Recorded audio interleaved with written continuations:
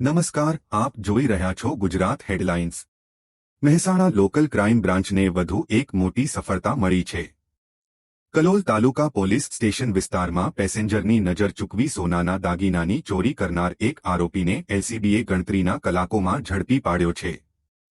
પોલીસે આરોપી નવાજ શરીફ યુસુફભાઈ માંડલિક રહે કડીને ઝડપી તેની પાસેથી સોનાની પેન્ડલ સાથેની ચેન, સોનાની બુટ્ટી, મોબાઈલ ફોન અને રિક્ષા સહિત કુલ રૂ. 3,51,000નો મુદ્દામાલ કબજે કર્યો છે। તપાસ દરમિયાન આરોપીએ પોતાના અન્ય 3 સાગરીતો સાથે મળીને મહિલાના થેલામાંથી સોનાના દાગીનાની ચોરી કરી હોવાની કબૂલાત કરી છે। આ મામલે કલોલ તાલુકા પોલીસ સ્ટેશનમાં ગુનો નોંધાયેલ છે।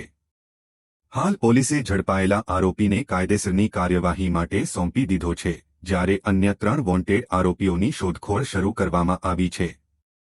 Reporter Bhavin Bhavsar, Gujarat headlines, Mehsana.